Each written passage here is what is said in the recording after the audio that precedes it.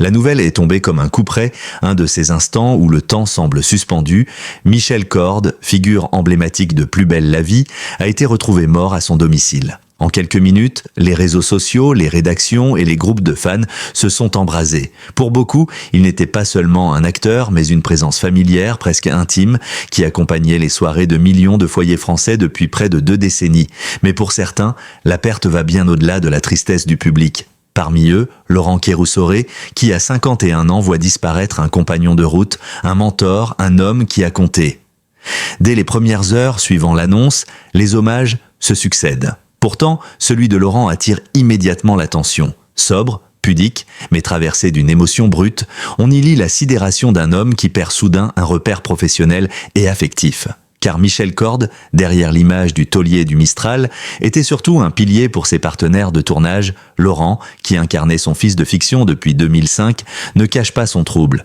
Il parle d'une déchirure, d'un vide impossible à combler. Ces mots, choisis avec une sincérité désarmante, rappellent à quel point la relation entre les deux hommes dépassait largement le cadre du travail. Dans les studios de production, le choc est tout aussi immense. Anciennes équipes, techniciens, réalisateurs, tous évoquent la même figure, celle d'un comédien discret mais profondément humain, capable d'instaurer un climat bienveillant même dans les journées de tournage les plus éprouvantes. L'annonce de son décès, d'autant plus douloureuse qu'elle survient après la fin historique de la série, ravive chez beaucoup un sentiment de nostalgie mêlé de fragilité. Plus belle la vie avait été une aventure collective exceptionnelle, et la disparition de l'un de ses piliers symboliques accentue encore la sensation d'une époque révolue. Pour Laurent Kéroussoré, cette dimension collective s'ajoute à un chagrin beaucoup plus personnel. À 51 ans, âge où l'on traverse souvent une période charnière faite de bilans, de doutes et de reconstruction, il se retrouve confronté à une perte qui résonne fortement. Michel Corde n'était pas seulement un collègue, il était un confident, un papa de cœur, selon ses propres mots, mais aussi un partenaire de jeu dont la présence guidait, rassurait, inspirait. Sur les plateaux, leur complicité était palpable. Hors caméra, elle prenait la forme d'un échange quotidien, de conseils distillés avec douceur, parfois d'un simple regard qui en disait long. Leur relation, forgée dans la durée, relevait de ces liens professionnels qui se transforment peu à peu en amitié indéfectible. La disparition de Michel pose aussi une question plus profonde, souvent abordée dans les milieux artistiques. Comment affronter la perte de quelqu'un avec qui l'on a construit une partie de son identité professionnelle ? Pour Laurent, ce questionnement devient soudain une réalité brutale. À travers lui, c'est toute la communauté artistique de la série qui s'interroge sur les blessures invisibles que certains portent en silence. Car derrière la figure souriante et chaleureuse de Michel Corde, derrière le personnage de Roland Marcy devenu mythique, se cachait aussi un homme sensible, parfois fatigué, que peu ont vraiment su voir le public, réagit massivement. Les commentaires affluent, révélant l'attachement immense que les téléspectateurs portaient à l'acteur. Beaucoup évoquent Roland comme un membre de la famille, un visage réconfortant, un symbole de stabilité dans un univers télévisuel souvent changeant. Cette vague d'émotions touche profondément Laurent, déjà fragilisé par la perte. Pour lui, ces messages deviennent à la fois un soutien et un rappel constant de la grandeur de celui qu'il pleure. Marque ainsi l'entrée dans un récit où se mêlent chagrin personnel, mémoire collective et poids émotionnel de la célébrité. La disparition de Michel Corde n'est pas seulement celle d'un comédien apprécié. Elle symbolise la fin d'une époque, le départ d'un homme qui a façonné la vie de ses partenaires et de son public. Pour Laurent Kéroussoré, c'est le début d'un deuil profond, intime, dont les contours restent encore difficiles à définir. Lorsque Laurent Kéroussoré rejoint Plus belle la vie en 2005 pour incarner Thomas Marcy, il sait qu'il intègre une production ambitieuse, destinée à occuper le prime time quotidien d'une chaîne publique. Mais il ignore encore qu'il s'apprête à rencontrer un homme qui va profondément marquer son parcours, Michel Corde, déjà installé dans la peau de Roland Marcy depuis le lancement de la série. De cette rencontre naît l'une des relations professionnelles les plus fortes du feuilleton, une dynamique rare, nourrie de respect mutuel, de complicité naturelle et d'une vision commune du métier. Les premières semaines de tournage jouent un rôle décisif. Laurent, encore novice dans l'univers intense du rythme quotidien, observe Michel avec attention. Celui-ci, fort de son passé au théâtre et de ses nombreuses expériences scéniques, possède une maîtrise du jeu que peu atteignent. Sa façon d'aborder une scène, de respirer, de poser sa voix bourrue mais chaleureuse, impressionne le jeune comédien. Michel ne cherche pas à briller, il cherche la vérité, et cette quête devient rapidement un terrain d'entente essentiel entre les deux acteurs. Dès leurs premiers échanges, une alchimie s'installe. Roland et Thomas, père et fils de fiction, commencent à prendre vie sous les yeux du public, mais ce que les téléspectateurs ne voient pas, c'est le travail minutieux qui se joue derrière chaque scène. Michel et Laurent discutent longuement des dialogues, des silences à suggérer, de la manière d'incarner une relation familiale crédible sur le long terme. Michel, avec sa patience légendaire, explique que le secret réside dans ce qui n'est pas dit. Laurent écoute, apprend, absorbe. Il comprend rapidement que son partenaire n'est pas un simple collègue, mais un professeur discret, un guide artistique. Ce lien se renforce année après année. Les scénaristes, conscients de cette complicité réelle, écrivent de plus en plus de scènes fortes entre les deux personnages, disputes, réconciliations, confidences de comptoir, moments de tendresse paternelle, tout ce qu'ils jouent à l'écran s'enracine dans une relation sincère hors caméra. Les techniciens eux-mêmes remarquent cette connexion. Quand Laurent et Michel tournaient ensemble, tout semblait plus facile.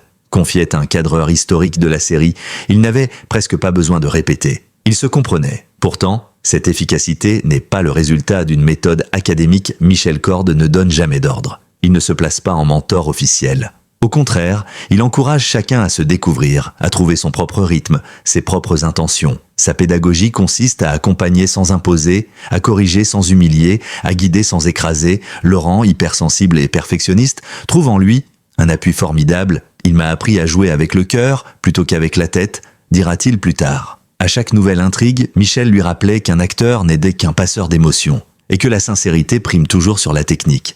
Cette relation va bien au-delà du professionnalisme. Au fil du temps, elle se transforme en véritable amitié. Entre deux prises, ils rient, partageant des confidences, parlent de leur vie, de leurs doutes, de leurs espoirs. Michel aime raconter ses années de théâtre, Laurent partage ses interrogations sur son avenir, surtout lors des périodes de crise personnelle. Michel, d'une bienveillance rare, lui répond toujours avec une douceur teintée d'humour, comme un père qui souhaite rassurer son fils. Le duo devient l'un des repères émotionnels du plateau. Lorsque la série traverse ses premières turbulences, rumeurs de changement, difficultés d'audience, restructuration, leur relation reste une constante. Elle ressemble à une ancre, un refuge dans un environnement professionnel parfois instable. Et lorsque Plus belle, la vie se rapproche de sa fin en 2022, Michel et Laurent s'accrochent à leur complicité pour affronter cette fermeture d'un chapitre colossal de leur vie.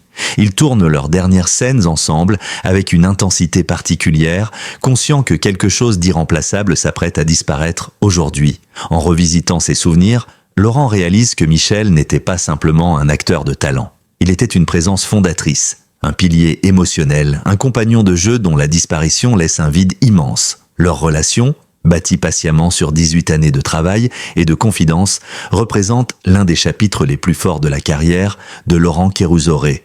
Et si Michel n'est plus là pour lui donner un dernier conseil, son héritage continue de guider celui qui, à 51 ans, doit désormais apprendre à jouer sans lui. Le décès de Michel Cordez a provoqué une onde de choc dans le paysage télévisuel français, mais pour Laurent Kérusoré, il a pris la forme d'un coup de massue personnel. À 51 ans, l'acteur traverse une période de maturité professionnelle, mais aussi un moment de fragilité intime.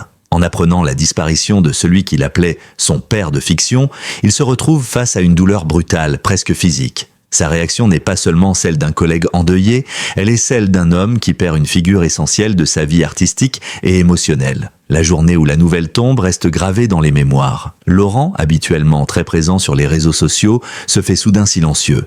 Ceux qui le connaissent savent que ce silence en dit long. Lui qui partage volontiers son quotidien, ses coups de cœur et ses engagements, se fige, comme si les mots refusèrent de venir. Ce n'est qu'après plusieurs heures que son hommage apparaît. Une photographie simple, un message court, presque murmurant, où la tristesse affleure sans se cacher. Il y parle d'un choc insupportable, d'un ami parti trop tôt, d'un pilier dont l'absence résonne comme un écho douloureux. Ce message déclenche une avalanche de réactions, mais Laurent reste pudique. Dans les jours qui suivent, il accorde quelques interviews avec une retenue palpable. La plupart du temps, sa voix se casse lorsqu'il évoque Michel. Le public n'a accès qu'à une partie visible de son chagrin. Mais ses proches confient que l'acteur a été profondément ébranlé. C'est comme si une partie de lui s'était effondrée, révèle un membre de l'équipe de la série. Car au-delà de leur complicité professionnelle, Michel représentait pour Laurent un repère, une présence solide, presque rassurante dans un métier souvent instable. Dans ce moment tragique, l'une des questions les plus difficiles à affronter concerne les signes éventuels laissés par Michel. Beaucoup, dont Laurent, s'interrogent après coup, aurait-on pu comprendre, voir, ressentir une souffrance qu'il n'exprimait pas ? Car Michel Corde, derrière son humour et sa bienveillance habituelle, cachait peut-être un mal-être plus profond. Laurent, rongé par l'idée qu'il n'a peut-être pas su percevoir le tourment de son ami, évoque du bout des lèvres cette culpabilité silencieuse, typique des proches de personnes disparues brutalement. Dans une interview télévisée, quelques jours après le drame, il lâche cette phrase bouleversante « J'aurais voulu être là plus souvent. On pense toujours qu'on a le temps, jusqu'au jour où il n'y en a plus. » Ces mots résonnent comme un aveu d'impuissance. Il témoigne de ce qu'il traverse, la confrontation à une absence irréversible, celle qui laisse derrière elle des questions sans réponse. Ce choc intime se manifeste aussi dans sa manière d'aborder son métier après cette perte. Les tournages prévus, les projets en cours, les engagements personnels, tout lui paraît soudain dénué de sens pendant quelques jours. L'idée même de retourner sur un plateau sans Michel le plonge dans un état paradoxal entre nécessité professionnelle et douleur personnelle. Il confie avoir revu certaines scènes tournées avec lui, non par masochisme, mais pour retrouver cette énergie, cette chaleur paternelle qui émanait naturellement de son partenaire. Les fans, conscients de l'impact de cette disparition sur Laurent, le soutiennent massivement. Messages, lettres, dessins, montages vidéo retraçant leurs plus belles scènes père-fils à l'écran. Les marques d'affection affluent. Laurent, profondément touché, remerciera plusieurs fois ses abonnés, avouant que cette solidarité l'aide à tenir debout. « Vous ne pouvez pas imaginer comme vos mots me portent », écrit-il un soir en réponse à une vague d'hommages. Mais derrière cette résilience apparente se cache un homme en lutte intérieure. Le deuil, avec son lot d'étapes, choc, tristesse, culpabilité, reconstruction, se déploie lentement. Pour Laurent, chaque souvenir partagé, chaque moment de complicité ressurgit avec une précision déchirante. Il se rappelle leurs conversations, leurs rires dans les coulisses, la façon dont Michel posait sa main sur son épaule après une scène difficile.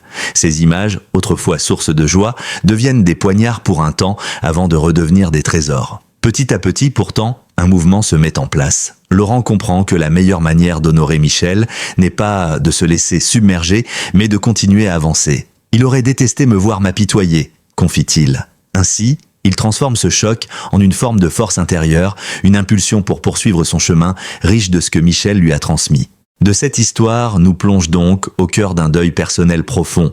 Un deuil où la souffrance rencontre la gratitude, où les larmes côtoient les sourires du souvenir. Pour Laurent Kérusoré, affronter l'impensable, c'est accepter que Michel vive désormais à travers les émotions qu'il a su faire naître et à travers ceux qui l'ont aimé. La disparition de Michel Corde ne laisse pas uniquement un vide émotionnel pour ses proches et ses collègues. Elle prive le paysage audiovisuel français d'une figure à part, un comédien dont la présence à l'écran et la philosophie du métier ont influencé toute une génération d'acteurs. À mesure que les hommages affluent, une évidence s'impose. Michel n'était pas seulement Roland Marcy, il était l'âme tranquille d'un plateau, un artisan de la vérité, un homme qui a su transformer un rôle en symbole. Dans les coulisses de Plus belle la vie, son héritage est omniprésent. Les témoignages des réalisateurs et des scénaristes convergent. Michel possédait un sens inné du rythme et de l'authenticité. Il savait exactement comment aborder une scène, comment lui donner de la densité, comment la rendre crédible sans jamais tomber dans la caricature. Il jouait Roland comme s'il existait vraiment,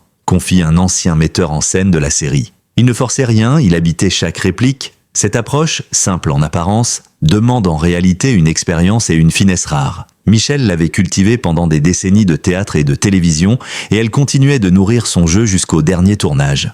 Pour Laurent Kérusoré, cet héritage prend une dimension personnelle. Il le résume en 3 principes essentiels: exigence, respect, vérité. Des valeurs que Michel ne transmet jamais de manière théorique. Il les incarnait. Sur un plateau, il arrivait toujours préparé, ponctuel, concentré, jamais un mot plus haut que l'autre, jamais une critique inutile. Même dans les moments de fatigue, il restait bienveillant, attentif à chacun. Il connaissait le prénom des techniciens, des maquilleuses, des assistants. Il posait des questions, s'intéressait, partageait. Il n'y avait chez lui aucun artifice, aucune distance de star. Ce comportement profondément humain a façonné l'atmosphère du plateau pendant près de 20 ans. Cette présence rassurante, presque paternelle, manquera longtemps à ceux qui l'ont côtoyé. Laurent le dit souvent. Michel avait ce don fait à peu d'artistes, celui d'enseigner sans avoir l'air d'enseigner. Il ne disait pas « fais comme ci » ou « fais comme ça ». Il montrait subtilement, simplement, par son attitude et sa façon de travailler. Beaucoup de jeunes comédiens, arrivés au fil des saisons, se souviennent encore de ces conseils glissés entre 2 prises.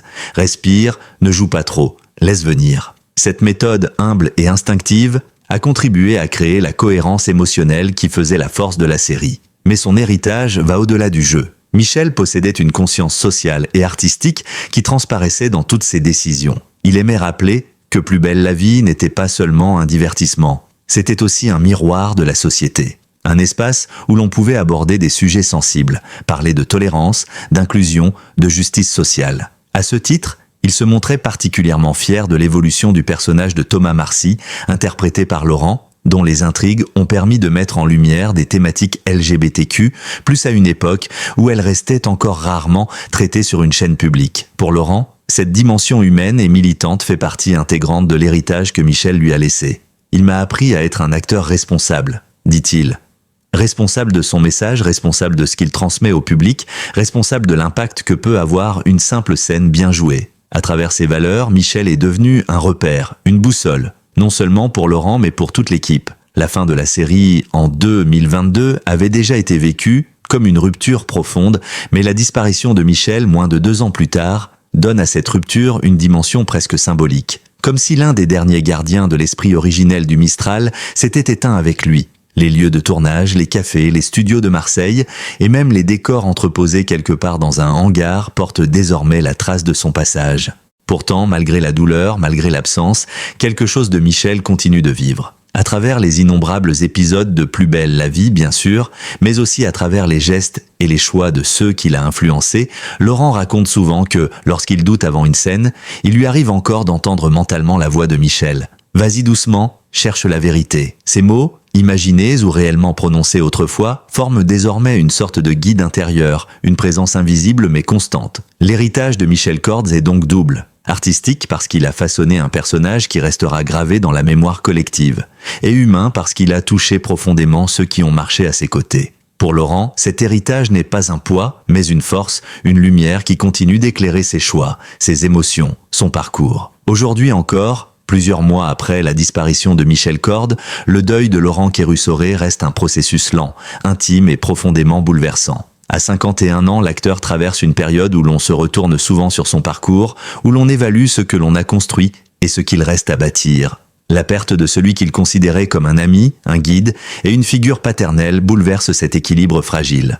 Mais dans cette douleur, une renaissance progressive s'esquisse, portée par la volonté de faire vivre la mémoire de Michel. Dans les premières semaines du deuil, Laurent a dû apprendre à naviguer entre ses obligations professionnelles, les attentes du public et ses propres émotions. Les tournages, les interviews, les sollicitations médiatiques ne s'arrêtent de pas parce qu'un cœur est brisé. Pourtant, chaque prise de parole, chaque apparition publique devenait une épreuve.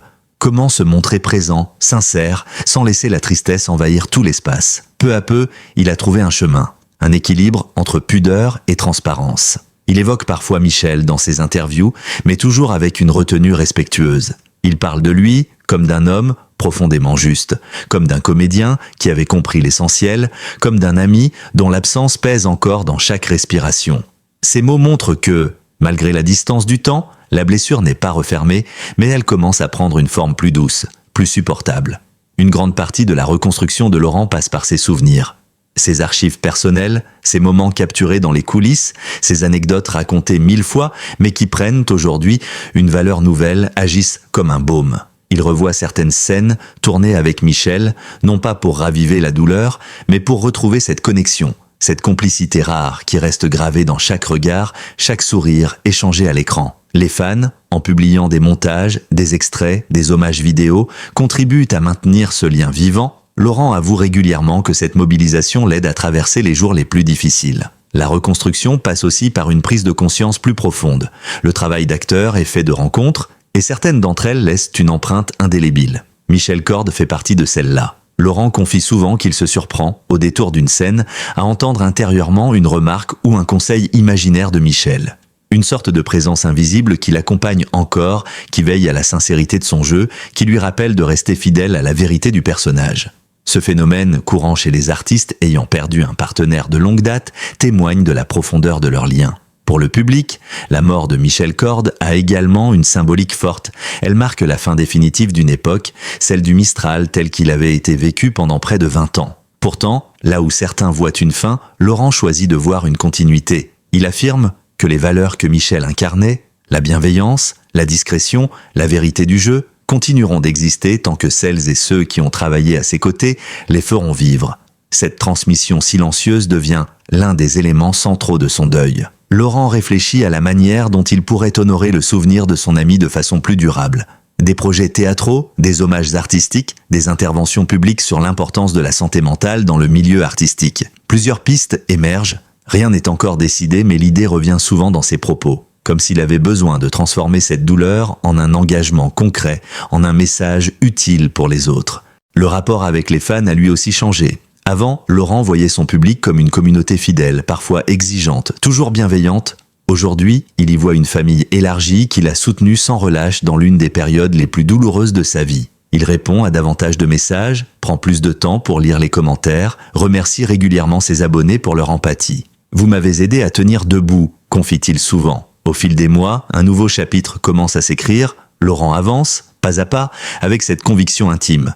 Michel Corde ne disparaîtra jamais tout à fait. Il vit à travers les souvenirs, les enseignements, les milliers d'épisodes qui continuent d'être regardés, les émotions que ces scènes procurent encore. Il vit aussi à travers ceux qui l'ont aimé et qui, comme Laurent, perpétuent son souvenir par le simple fait de dire son nom. Ce dernier n'est donc pas une fin, c'est une continuité. Une manière de dire que même dans l'absence, certaines présences demeurent. Pour Laurent Kérussoré, le deuil se transforme progressivement en hommage et l'hommage en force. Une force discrète, profonde et qui l'accompagne désormais dans chacun de ses gestes, dans chaque scène, dans chaque respiration d'acteur.